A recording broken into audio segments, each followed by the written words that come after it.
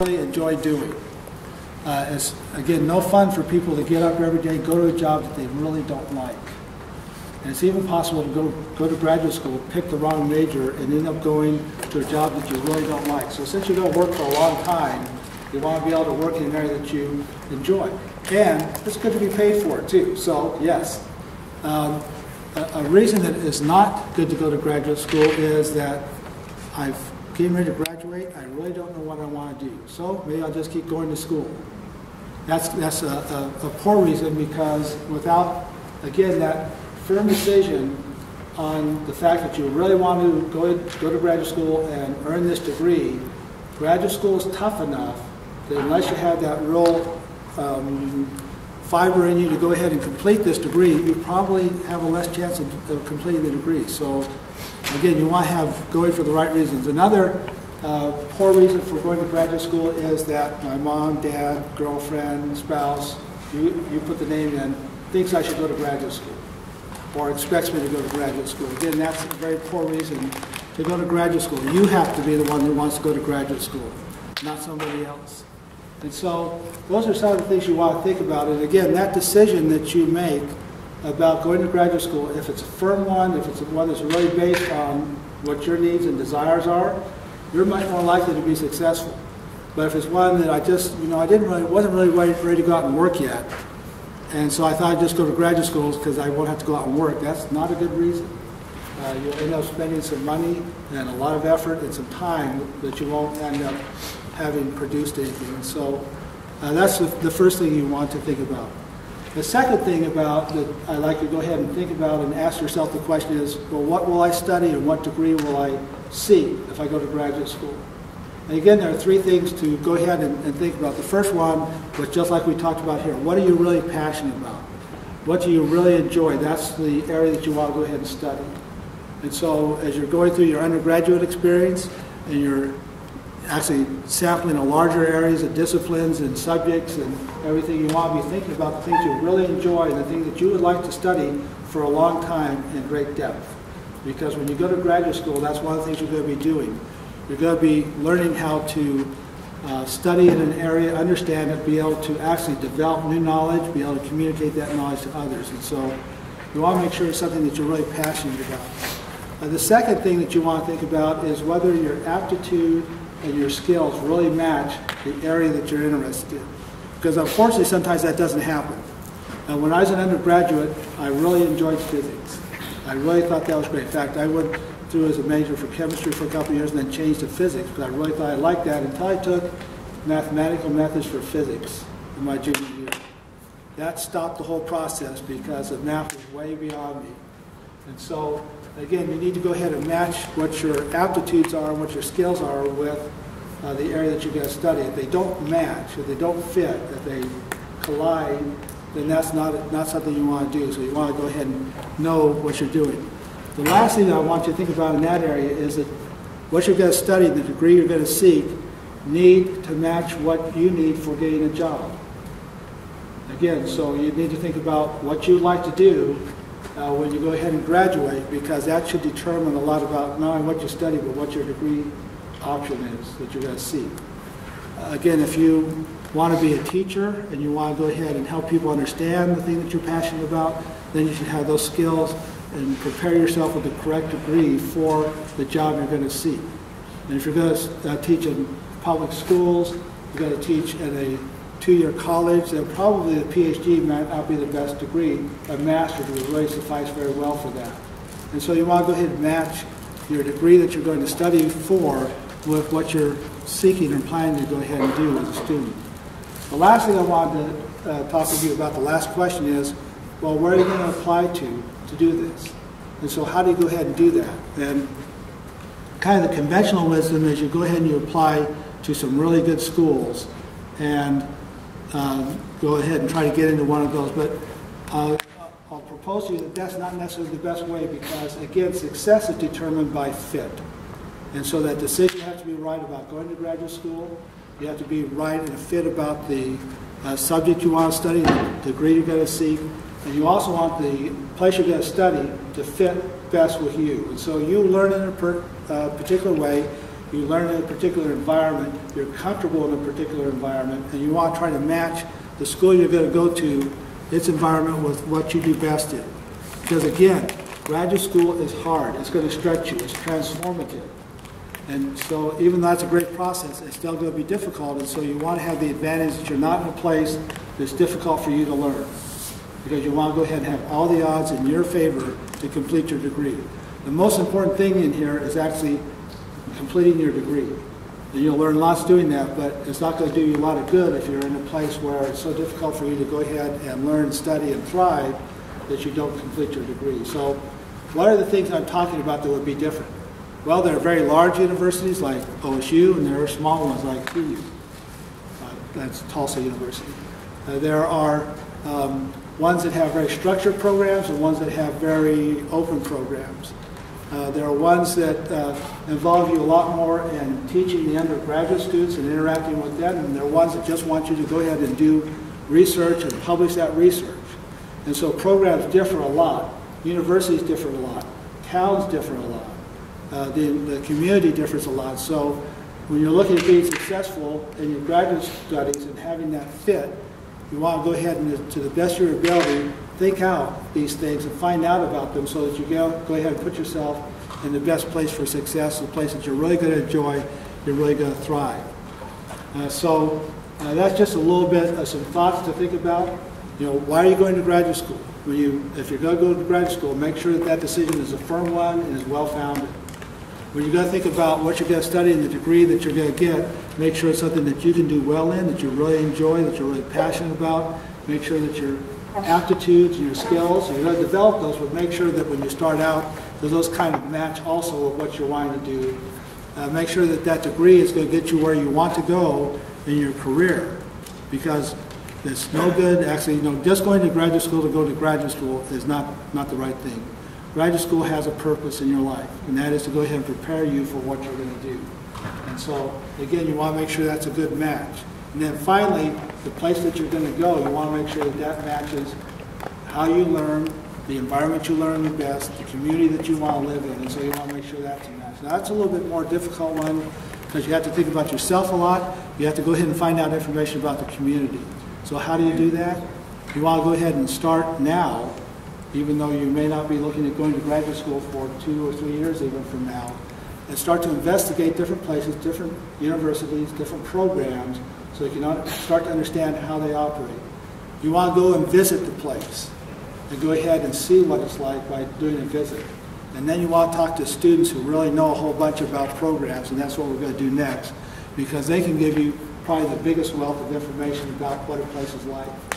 And so what I want to do next is actually have our students or graduate students come and answer questions for you, because they'll really be able to help you think through a lot more things about graduate school. So our panelists today are Angie Andrade, who is a psychology PhD student, and Sean Simon, who is a psychology PhD student, and Joseph Ballard, who is higher ed and already graduated and now here working at the university. So students, come on and let's answer some questions.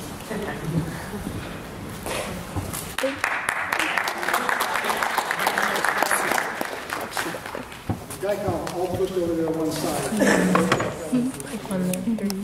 Just keep it on there 3. You don't ever have to move it. Do you all have any questions? Yes. You mentioned a bad reason to go on to grad school, and I'm not sure if this happens, but I have a question. I'm not like suggesting this to anybody. But would it like deferred loans in going on to grad school? I know a lot of people do that when they go. That's the consequence of going is you do get to defer your loans. However, they don't get smaller during that process. We all want to talk about loans and how that works. I would say from my experience, I thought the same thing initially when I was thinking about graduate school, but then interest, it builds up every month, so the bill continues to grow. And also in graduate school, you don't get a Pell Grant or none of that, so they do offer you loans initially. I really didn't have a choice because I picked a major that I could do nothing with a bachelor's degree. I had to get a higher ed degree. I was cognizant of it, and I did defer my loans. I'm choosing not to make monthly payments because my wife has payments that have to be made, so we're focusing on hers right now. But my main decision was, I looked ahead and I realized that with a graduate degree I could get a better paying job that would allow me to take care of those loans. So I was uneasy about it, I'm not happy about it, but at the same time I feel confident that it won't be an issue. I'm kind of in the same situation. I've got a bunch of loans. I haven't started making payments on them, but I'm fairly certain that once I find a job, I'll be in a good situation to be able to start paying those back. What made you guys want to go to graduate school? I didn't have a choice. I'd say for me, because I started off as a business major here at Oklahoma State University. I graduated in May 2010, but I knew I wanted to do something different. I love being a student, a leader, being a mentor, and then I had great mentors such as Dr. Dew to tell me, why don't you go into higher education? You'll be great in that. And I wouldn't listen to her for the longest. It took like 6 months. I was like, I'm going to get my MBA, just whatever. But then one night I woke up and said, this is what I want to do. So I started applying the program because I loved my experience here at OSU as a student leader and a mentor. So it just happened, and I went to OU, and now I'm back at OSU. I know I just joked about I didn't have a choice, and I practically didn't. But it was also hard, even feeling like I didn't have a choice, because I was the first in my family to go to college. So my parents were asking all sorts of questions, like, isn't this good enough? Isn't a bachelor's degree good enough? But it ended up coming down to where I saw myself in the future, the career that I really wanted, the population I wanted to work with, the things I wanted to do, and I just started working backwards from there. I found out what kind of training I needed, what kind of degree I needed, and then where I was at now and how to get there. So I was very self-motivated to do it from that perspective. I have a couple different reasons for why I chose to go to graduate school. The first is really personal, and that's just that I'm actually the first in my family to be born in the United States. I'm actually Latina from Mexico, but I totally look white. So I have white privilege on a daily basis, and it was really interesting to me to see how differently I was treated from my family, and how, because they look more Mexican than I do. Obviously, they've got the stereotypical looks. So for me, all growing up, it was a passion for me to study racism, prejudice, and stereotypes. And so, as an undergraduate, I learned about research through a TRIO program that I could go to graduate school and study what I'm passionate about. And so it's working towards dispelling those stereotypes and working towards decreasing racism, stuff like that. So it's something that I'm purely passionate about, and I get to do research on it on a daily basis and structure whatever sort of research projects around whatever I'm passionate about. So currently, a fun study that I'm doing is on Twilight and how it's doing damage to women in society. So really it's just fun to me to do research on whatever I want to do. And also I get to teach, and I really enjoy teaching as well. So graduate school is just the perfect combination of all my passions. I hear you all talk about like passion, doing things that you're good at. How do you balance doing your passion with also picking an area to study where you're going to be financially sound? Because like you said, you have bills to pay, you currently have bills to pay, and then you're continuing to accrue more debt as you stay in graduate school. So how did you all find that balance? How did you say, okay, here's my passion, but I have to pay the bills eventually in the future? So how did you? That's a very good question, and I seriously sat down and I looked for options, like what could I do with this degree that I have, this bachelor's degree, and I couldn't find much, and the pay wasn't that good. So I started to look at what could I do with a master's degree, and I was happy with some of that, and then I saw what could I do with the doctorate.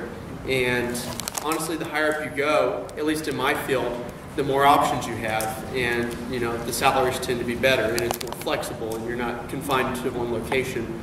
But that, it's complicated because money's always a factor. But I had some experiences in college as well. I did some field work at a private special needs school, and I got to work with severely impaired children, a lot of autistic children, Down syndrome, and I just really enjoyed it, and that's what led me to pursue the degree. So they are intertwined. You want to, and it's complicated. You want to balance your passions with a reasonable, career in the future that can allow you to support a family or to, support your interests and stuff. So I didn't really answer it. It's complicated, but definitely have that conversation with yourself and try to project in the future where you want to be and how to get there. I was really lucky because as an undergraduate, I had a mentor who did exactly the same type of stuff I'm doing now. So I saw what she was doing and I loved it, and I just kind of followed her path. So I really didn't have to do a whole lot of self-reflection. I also liked the idea of being a professor and being able to kind of set my own schedule and follow my own path rather than following more of a business model. What is you guys' undergraduate majors and what is your current graduate field of study? I got my bachelor's degree in marketing with a double minor in management and sports management here at Oklahoma State, and I graduated in May 2012 from the University of Oklahoma with my master's of education in adult and higher education administration with a double focus in student affairs and social justice. And so, what do you want to do with that? Or what do you plan to do with that? Currently, I work in the Office of Multicultural Affairs as one of the coordinators in the office. I work with African American students. So, in a couple of years, I'll probably going back for my PhD in higher education, and then ultimately becoming a vice president of multicultural affairs or vice president of diversity. I got my bachelor's in psychology, and then I received my master's degree here in educational psychology with an option for psychometrics. And then I pursued my PhD in school psychology. My specialty areas applied behavior analysis, and I want to do. I'd love to go back to where I got my bachelor's degree and teach, as well as do private practice and specializing in autism evaluations and behavioral therapy. And I got a question for you right here. What made you think that you have any options for your undergraduate degree? How about me? Psychology. Me? Yeah. I asked professors. I just searched online, and I'm not making that up. There really aren't many. You could do maybe some lab work. I mean, you'd be qualified to do other things that require just an entry-level degree, just like any kind of a bachelor's degree. Obviously, you would qualify for that. But psychology specific, they require extra training because normally either you're doing high-level research or you're working with at-risk populations, kind of high-stakes decisions. So they require that extra training. Okay, my undergraduate degrees, I have an associate's degree in international studies with an emphasis in Latin American countries, and then a bachelor's in social psychology and a bachelor's in developmental psychology. And my PhD is going to be in social psychology underneath the lifespan developmental psychology program umbrella. So, and I'm hoping to teach at a liberal arts college where the emphasis is on teaching and where I can do some research on the site as well. But I prefer to disseminate my research to a classroom full of students, so that's why I want to teach. What are some of the big differences you guys have experienced between your undergrad and your graduate? I would say for me, I was more dedicated to it because I was very passionate about it. I knew I wanted to work with students. I knew I wanted to work in multicultural affairs and student affairs in some capacity. So I was more dedicated to doing my work. So that's the one thing I noticed. I remember the day where I realized the big change between undergrad and grad, and it was last year, and it was really cool. Some of the big things are when you're an undergrad, you're learning, I mean, especially at a liberal arts college, you learn about a lot of things, but then you have a focus in your major. And you're still consuming information. With research, you're learning the basics. You're practicing, you're doing, basic methods and things like that. But in graduate school, not only are you still consuming more complex information, but you're expected to apply it, either in practice or at a higher level in your research. But for me, because not only do I'm like Angie, I want to teach at a university that's teaching focused, but I also want to practice. And for me, being a practitioner now, there was a shift between being a student and being a professional. And that happened last year, and it was really cool because I was in this limbo period where I went from someone telling me what I need to do and how to do it to, now what do you do? Why'd you do this? What would you have done differently? And okay, that's cool. And it was really neat, and I love the feeling. I love being treated like a professional, like I know what I'm doing, because not only do I get respect, but the bar is also higher, and it opens up more opportunities. I get to do a lot of cool stuff. So. So as an undergraduate, you're mainly expected to get a degree in something. You have a prescribed list of courses to take, and you're taking classes from a variety of different professors. You're memorizing facts, and you're regurgitating the information on tests. As a graduate student, that really flips around. So you're working with mainly one professor who's your advisor, and you'll still take classes with others, but you report back to your advisor on pretty much a daily basis. And you're really not regurgitating information anymore. You might be critiquing articles and research, designing your studies, things like that. And I've only had one, or well, a couple, besides my stats courses, I only had one class where I had to regurgitate or do, circle the right answer, fill in true or false. All of them are more like writing papers, doing research focused. So if you don't like to regurgitate information, then graduate school is a great place to go because you're creating the knowledge and you're actually critiquing things. And then it's a lot of research and what else? There's usually an assistantship, but classes is one of your minor emphases, one of the minor emphases in graduate school. So when did you, I'm sorry, go ahead, education first. It's kind of like two parts. Like after undergrad, would you say that it would be smart to kind of like take a mental break and like maybe pay off undergrad loan before you try to ask for like other help financially going to graduate school, or should you just go straight into it and be like afterwards? And kind of person, did you guys take a break or did you guys jump straight into it? Personally, I didn't take a break. I wanted to go straight through because business, marketing, is not that many jobs. So I went straight through. I thought about taking a mental break. If you feel like you need it, then do it. It's up to you on an individual, personal basis. But I knew if I stopped, I was not going to really go back. So I went when I had the motivation and the drive and passion to do it. I went straight in as well, and I would recommend it. I know not all situations are the same, and there may be some that would merit a break. But I know from what I've read and what I've been told and what I've seen, even though it makes logical sense to take a break and to pay off your student loan debt and then go in, that makes logical sense. But the fact is that it's hard to gear back up to go do that when you've been out and you've been comfortable in your job. Money's fine, you're paying off your monthly expenses or whatever, and it's a lot easier to go from being a student to being a student. But obviously that's not the case for everyone. So I don't want to say that it's not good because it may be for some people, but I would definitely recommend just going straight through. Yeah, I saw some statistics years ago, and I don't remember the exact figure, but of those who say they're going to take a year break and then go back to graduate school, something like only 25% actually do. So even though they had good intentions, very few people actually do. So I think just go right into it and do it while you still got the initiative, while you still got the drive, and get it over with. So is it hard to get accepted into graduate school if you took a break? Or does it just depend on like your GPA or other internships, like other circumstances, like anything like that? It depends on the individual program. I know at OU, since I went straight through, it was easy for me, but I know people in the program with me that took a year off and they still got in.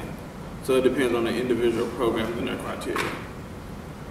Yeah, I don't think it would help or hurt you because when it comes time to apply, you will sell yourself. And however good of a job you do selling yourself will dictate whether you get in or not. And I know that I was on an interview panel for our program interviewing potential PhD students, and we had a lot of non-traditional students that took a year, some years off to work and stuff, but they actually got jobs that allowed them to get experience that really cemented in their mind that this is what they wanted to do, and they had a very clear, determined career path. So it's not, there are some benefit. I mean, there are some examples where it is a good thing, but I wouldn't say it helps or hurts you, but in the end, you're going to have to sell yourself. In my program, it wouldn't hurt you to take a break at all. But I would suggest if you do take a break to do some things on the side, like volunteering for a lab or something like whatever your program is in, do some volunteer work, or take one class, audit a class or something like that. Just show that you still have an interest and a drive in that. that area that it's not course credit, it's not a grade that's driving your passions, and also that you're keeping up on the current methods and things like that. So that'll help you, but it won't hurt you if you take a break. Just interject one other thing in your vote. One of the most important things as part of your application, your application is going to have your transcripts, of course. It's going to have probably some test scores. It's going to have a statement of purpose and maybe some writing samples, but it's also going to have letters of reference. It's one of the most important parts of your application. One of the things you want to be careful about is if you do take some time out, that you don't lose contact with your letter of reference writers. Because you need to have letter of reference writers that know graduate school, that know you, and go ahead and give the committee that's going to look at your application an idea about your potential for being a good graduate student, for being successful. And so if you do take time off, you want, as Amy said, you want to keep contact with people that can serve as letter of reference writers for you. Again, one of the more important things for your application. How long did you all prepare before applying for your graduate school? So kind of talk about, you're a senior or a junior back in your undergraduate, and you're deciding, okay, I'm going to go into a graduate program. Can you kind of give like a timeline of when you took your GREs, when you started to apply, when did you do your ask for your letter of references and things like that? I started the spring semester of my junior year. I knew for sure I wanted to go into higher education then. So I started doing research at the top institutions that had the best programs, some that was okay. And then also I went to campus visits. So I just started doing it in my junior year. My senior year I took the GRE twice, once in the fall semester and the spring semester, started applying to universities that fall semester as well. So it's about a year-long process, and then going to interviews this spring semester and deciding on the school. What is a GRE? Graduate records again. Yeah. Standard test for graduate schools. What does it ask? Like, what kind of questions like? It's structured really similarly to the SATs, but it's more advanced, and it's kind of, they've reformatted it, and it's almost setting you up to fail. So there's not just like 4 answer choices, there's 7, and it could be pick one that applies or pick all that apply, or so there could be 4 right answers, there could be 1 right answer. There's a lot of synonyms, there's an essay portion, there's a quantitative portion, you know, which quantity is greater. So it's a standardized exam. Do they? But Don't be because nervous about it. they're going to talk about that as well. We're going to follow up with for all of that. And also, it's the same whether you're going to take the GMAT, the MCAT, like they took the GRE because that's what they needed to get into their program. But you may need different types of standardized tests in order to get into your graduate program. So make sure you research that. Let's see. I started preparing to apply to graduate school about a year ahead of time before I actually got acceptance letters and stuff. But I spent a considerable amount of time before that trying to find a career and a field to go into, because I felt like that was one that I didn't have a strong conviction going into undergrad. I didn't really know what I wanted to do. I changed majors, I think, 3 times, which is less than a lot of people do. So I wanted to make sure that I wanted to do what I wanted to do with the limited experience that I had. But about the summer after my junior year, so going into my senior year, I started looking for programs. I did Google searches. I'm a McNair alum, so the McNair, they have a webpage that has programs that recognize McNair, which equals fee waivers, which equals tuition waivers if I get accepted. So I tried to find good resources that would allow me to pick good programs.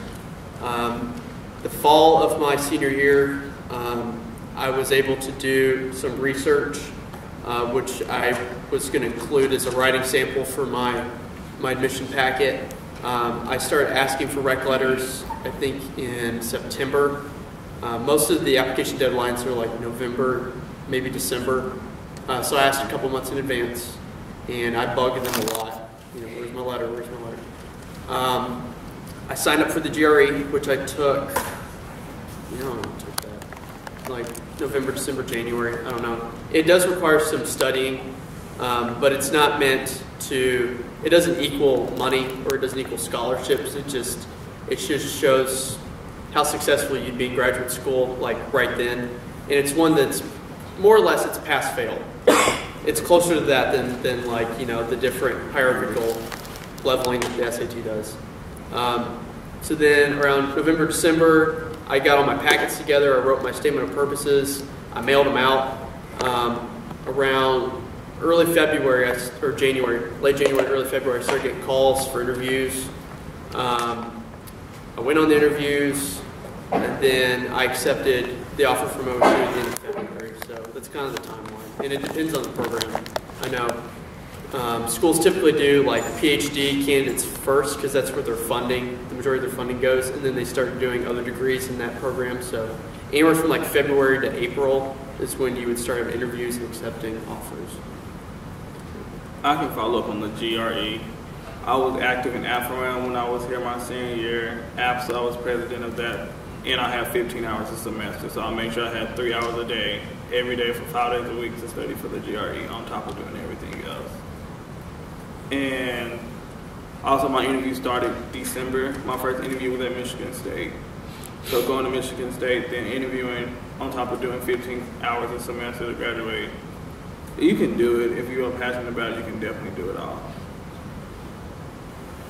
My timeline, it was, I was also in a McNair Trio program, so I started kind of 2 years before I graduated. The first year, I actually did like a trial run of all my materials, so we're drafting a personal statement, drafting a CV, all that kind of stuff. But it wasn't until probably the summer of, before I started my senior year, that I really started doing the final work. So over the summer, I finalized a list of schools that I wanted to apply to. I finalized my personal statement and so on. I took the GRE, so I didn't have to worry about trying to do that on top of studying for other classes and courses and things.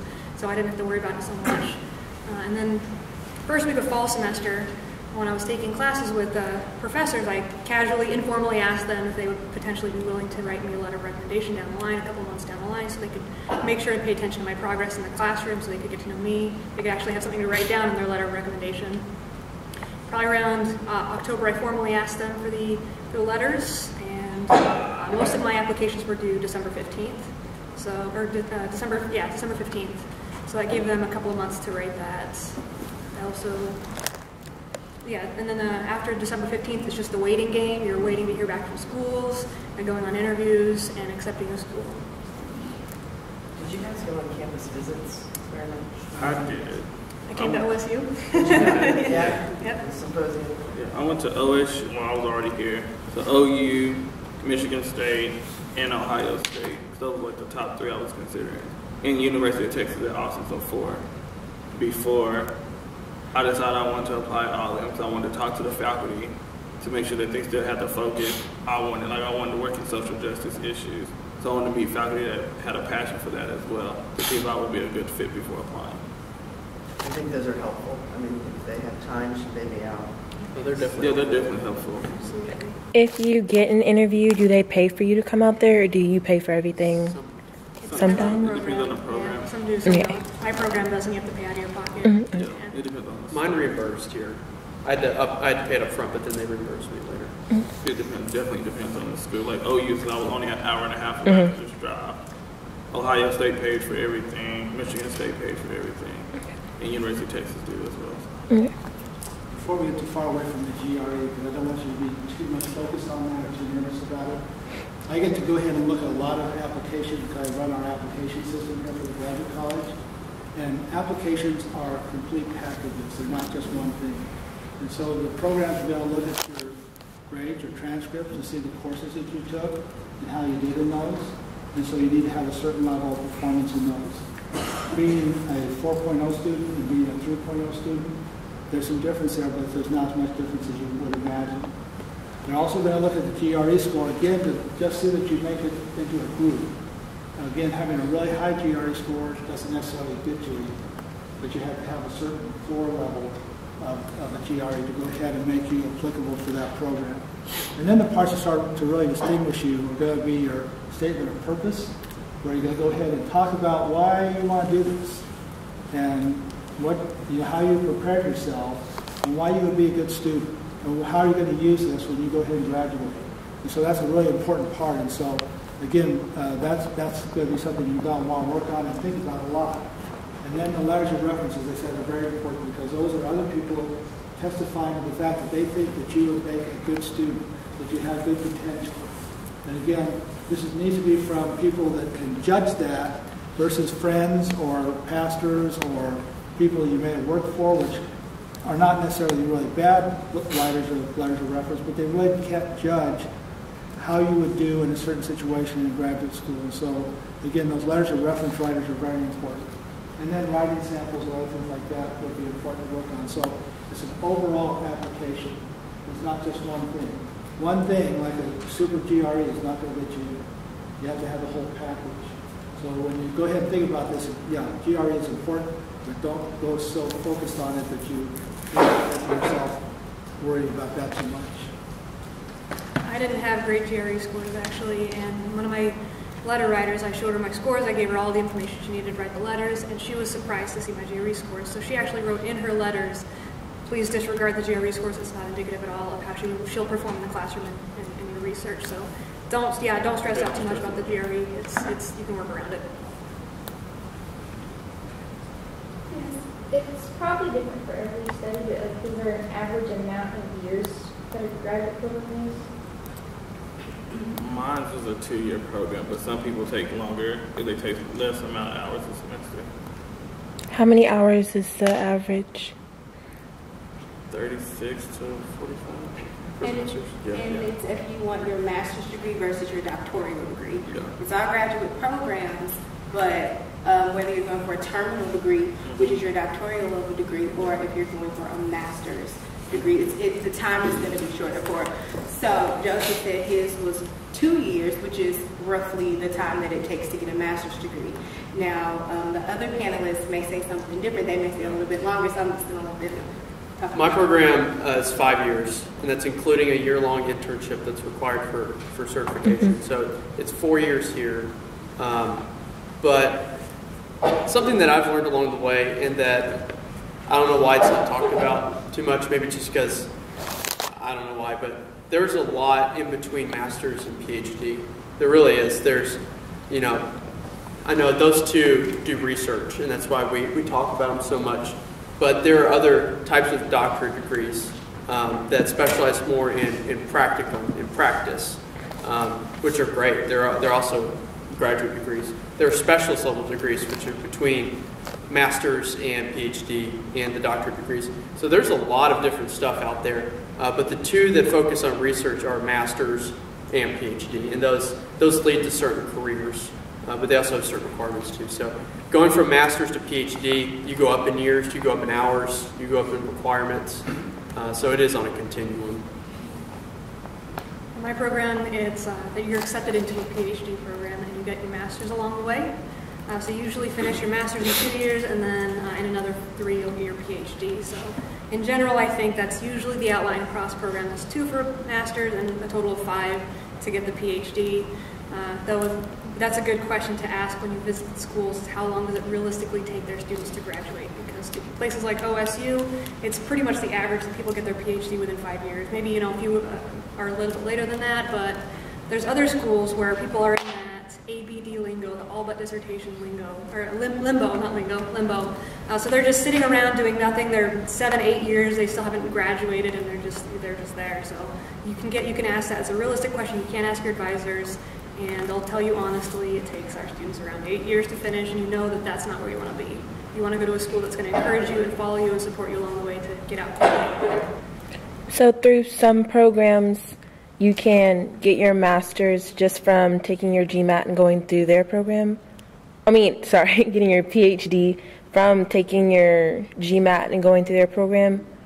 Unless you want to go to medical school, then you have to take the MCAT? Is that how that works? I'm not sure about medical school at all. Oh, okay.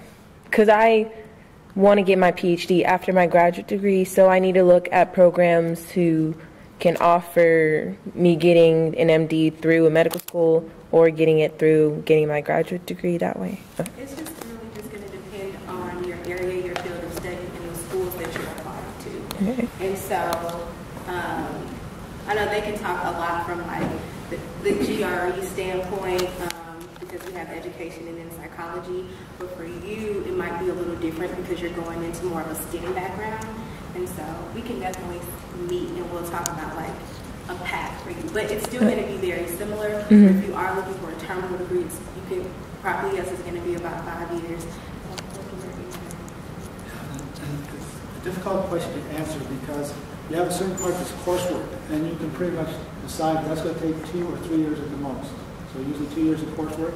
But then if you're either doing a master's thesis or a PhD dissertation, that's going to be a project. That's an experience. You're learning through doing something, and that can take a lot of different amount of time. I mean, some projects just kind of fall out, and you're able to move through those, and you work really hard, and you get them done very quickly. Other ones are very difficult, challenge you a lot more, and they can take a lot longer to finish. However, the idea that you should check with your program to get an idea of how, on average, how long does it take for their students to graduate. That gives you a really good clue, because that average, you can probably put 1 year on either side of it, and that's where most of the students are going to finish. So if it's a 5-year average, 2 degrees, then some are going to finish in 6, some are going to finish in 4. You've got your kind of window that you can think about. What does your dissertation consist of? What did you guys do? The process? Well, I'll speak to the beginning, and then she's proposing hers soon, so she can talk about the rest of it. After, a year, 2 years in your program, or even before, you start to decide kind of what you're interested in. I know when you get accepted to a program, they teach you their philosophies and their interests of the faculty, and they try to instill in you a passion for the field. And then through reading the research in your field, you kind of decide what you like. And I know mine stems from both my reading of the research and what I see out in practice, something that I would like to research from what I've seen. So at the end, I think after about 2 years, you need to start, kind of solidifying your topic, start thinking about who you want to be on your committee, which is 4 or more faculty members that are going to oversee your project, that are going to be resources for you to make sure you're meeting your benchmarks, that can be a source of knowledge if you don't understand the content area yet, or you have a question about something else. And then normally around your 3rd and 4th year, you propose your dissertation, which is where you do your lit review, your background information. You propose your design and all the specifics with that. And your committee, gives you thumbs up or thumbs down, but normally they approve it. I mean, in most cases, because you're talking with them through the process beforehand. And then in the final stages, you carry out your proposal, and then you defend it at the end, which is you just present your results and you get it signed, so you did it. My program is very experimental, so we actually have a lab set up and we do concrete studies like that. So for me, it was you propose a detailed idea of how you want to conduct a research study. And I write up this document that goes through step by step who I'm going to recruit, how I'm going to do it, what my methods are going to be. And I give this to the committee. And this committee is, first off, the one advisor that I came to graduate school to work with. And then I choose who else is on there. So, for example, I have the one person in psychology. I have another person in psychology who's evolutionary psychologist. She has a different perspective than I do. There's another person who's got a stats background, so they can help me out with the stats in my dissertation. And then there's another person who's an outside member who's not related to psychology at all. And so that's actually in sociology because they have a similar interest to the topic. So all these committee members are going to give feedback on my project, but the interesting thing is that I'm the expert now. They're just giving me feedback and they're suggesting little comments and things like that, but I'm the one who's done all the background research, so it's me that's proposing it and they're just helping me. So I go into a committee, I go to the committee, I give them the document, they read it, they give me suggestions, I do a presentation, and they actually go ahead and pursue your project or make some revisions, then you can do it. And you spend the next year or 2 actually conducting the research and getting your data. And then you finish up your documents, you put in your results, you write a discussion, implications, that kind of stuff. And then again, you submit that to your committee. Again, they give you revisions and suggestions. Again, you present it. Then they have you wait in the hallway. They all discuss your research. After 15, 20 minutes of sweat and tears out in the hallway all by yourself, thinking of, oh my gosh, am I going to pass? They'll usually just welcome you back in, shake your hand, and say, congratulations, doctor. And that's usually the process. So this is not something that you got like a due date for or anything? There's a date that you're shooting for. There's a date that you're shooting for, but it's not really like if you don't do it by that date, you're kicked out. So. Can you all talk about, and this will be one of the last questions, and then at the very end, I'll leave it to all of you all to kind of give some words of encouragement. But one of the things that I do want to point out that all of them mentioned is they were a part of TRIO, just like you all were. They're first generation students. Some of them may even come from low income backgrounds, but they did it. Like they're working on their PhD, or they're in Harvard, they're working on their graduate degree. So I do want you all to talk about funding, because it's a big part. And we kind of didn't get to that like I wanted to, but if each of you can talk a little bit about how do you find funding, what sources are out there, and then we'll wrap up. For higher education, the main word for us is assistantships. There's a lot out there. I made sure I found an assistantship that had opportunities in multicultural affairs, student life, Greek life, housing. Housing is a major one in higher education for anyone. So I applied as soon as possible to any of the all the institutions I wanted. Applied for all the GA positions. And what is an assistantship? Yeah, what is that? What is it? It's like a mini job. You work 20 hours a week. You get a tuition waiver, full tuition waiver, and you get a stipend every month. Like teachers, assistants, TAs, or anything? Yeah, that's one of them together. So mine was at OU. I worked in the Center for Student Life with African American Student Life. So my tuition was paid for, and I had an $1,100 stipend every month to help me pay my bills. So, yeah, that's a big part.